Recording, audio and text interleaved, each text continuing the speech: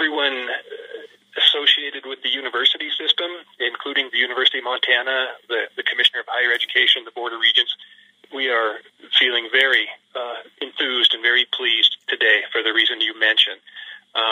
Today, Seth Bodnar received and accepted the offer of the presidency. So it did come together probably sooner than it could have under an alternate scenario.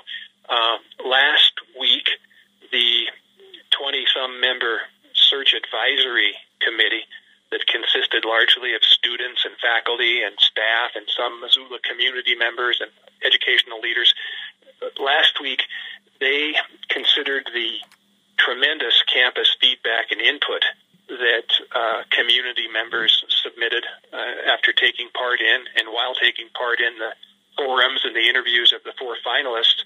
And the Search Advisory Committee weighed that information and deliberated over the finalists and sent a number of names, actually, to the Board of Regents, to the Commissioner of Higher Education and the Board of Regents in terms of who the Advisory Committee would be comfortable with. But what I know struck the Regents to consensus-wise was the same strengths that the Search Advisory Committee members found in Seth Bodnar as the next leader of the University of Montana, the same strengths that many campus community members and other members of the public expressed about his attributes and strengths. So he is the so-called non-traditional candidate.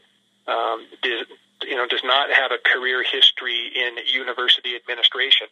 Rather, comes from a combination of military leadership background by virtue of graduating first in his class at West Point and having a distinguished military career. And he currently is an executive with General Electric, GE, and their corporation. And that combination of private sector background, military leadership, combined with his appreciation for academics, himself being a Rhodes Scholar, Truman Scholar, 2 master's degrees from Oxford University, the way he conveyed and articulated to the community his vision for the university moving forward, the tradition of continuing excellence, but also meeting the challenges ahead. That resonated with the university community and with the Regents. So we're very excited. And it is likely that President Bodnar will assume that role on January 1st,